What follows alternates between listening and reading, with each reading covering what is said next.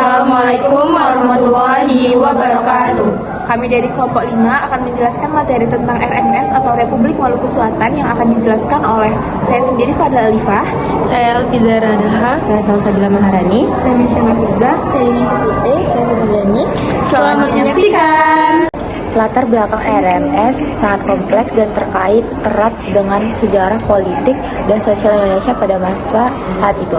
Berikut beberapa faktor utama yang melatar belakangi pemberontakan RMS. Yang pertama, sejarah kolonial, yaitu Maluku memiliki sejarah panjang sebagai wilayah kolonial Belanda yang mempengaruhi identitas dan kesadaran politik masyarakat Maluku. Yang kedua, pembentukan negara Indonesia Timur, yaitu setelah Indonesia merdeka, Maluku menjadi bagian dari NIT yang kemudian bergabung dengan Republik Indonesia Serikat, yaitu RIS. Namun, keinginan untuk memisah diri dari Indonesia mulai tumbuh. Yang ketiga, peran pasukan KNIL, tentara kerajaan Hindia Belanda, yang mayoritas berasal dari Maluku, merasa tidak puas dengan perlakuan pemerintah Indonesia terhadap mereka. Banyak mantan anggota KNIL yang bergabung dengan RMS. Saya akan melanjutkan dari Wirsa.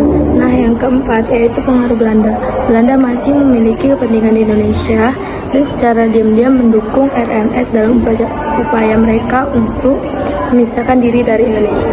Yang kelima yaitu ketimbangan pembangunan. Masyarakat Maluku merasa bahwa pembangunan di daerah mereka tidak seimbang dengan pembangunan di Jawa dan di daerah Indonesia lainnya. Yang keenam yaitu gerakan separatis. RMS dipimpin oleh Dr. Chris Soimokil yang memiliki visi untuk mendirikan negara sendiri di Maluku Selatan. Pemberontakan RMS dideklarasikan pada tanggal 25 April 1950 dan kemudian ditumpaskan oleh pemerintah Indonesia pada tahun 1963. Namun, gerakan RMS masih terus berlanjut dalam bentuk pemerintah pengasingan di Belanda. Berikutnya adalah perjalanan singkat dari Republik Maluku Selatan atau biasa yang dikenal dengan RMS. Pada tahun 1950, RMS didirikan oleh Dr. Chris Soimokil dan beberapa tokoh lainnya dengan tujuan untuk memisahkan diri dari Indonesia dan membentuk negara sendiri. Setelah itu, pada tahun 1950 sampai pada 1963, RMS melakukan perjuangan bersenjata melawan pemerintah Indonesia dengan dukungan dari beberapa negara asing. Pada tahun 1963 itu, pemerintah Indonesia berhasil mengalahkan RMS yang dipimpin oleh Dr. Chris Soimokil, dan pada saat itu juga negara Indonesia berhasil menangkap Dr. Chris Soimokil. Dari 1966 tersebut, Dr. Chris Soimokil dieksekusi mati oleh pemerintah Indonesia. Pada tahun 1990, RMS kembali aktif dan melakukan beberapa aksi protes dan demokrasi. Selanjutnya, pada tahun 2000, RMS terus melakukan perjuangan namun dengan cara yang lebih damai dan diplomatik. RMS memiliki tujuan untuk memisahkan diri dari negara Indonesia dan membentuk negara sendiri dengan alasan bahwa Maluku memiliki sejarah dan budaya yang unik dan berbeda dengan Indonesia. Namun, pemerintah Indonesia tidak mengaku RMS sebagai negara yang sah dan menganggapnya sebagai gerakan separatis. Selanjutnya ada tujuan RMS. Tujuan RMS itu ada 3. Yang pertama dalam konteks pendidikan, dalam konteks bisnis, dan dalam konteks teknologi. Dalam konteks bisnis itu ada meningkatkan kualitas pendidikan, meningkatkan kualitas kompetensi guru.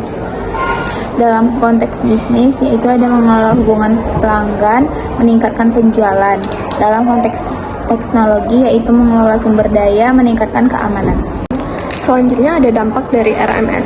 Dampak dari RMS sendiri terdiri menjadi 4. Yang pertama itu ada bidang politik, yaitu mengganggu stabilitas politik Indonesia pasca pengakuan kedaulatan pada tahun 1949.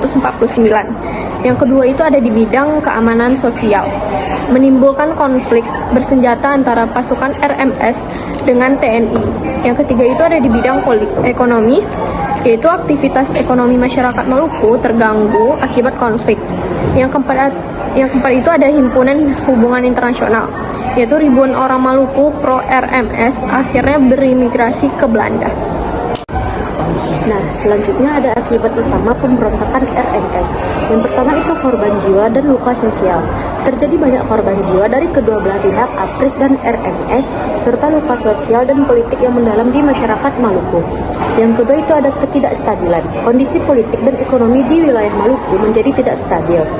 Dan juga migrasi ke Belanda, sekitar 12 juta hingga 15 juta rakyat Maluku, termasuk para pendukung RMS, terpaksa migrasi ke Belanda dan terus melanjutkan kampanye ideologi di sana.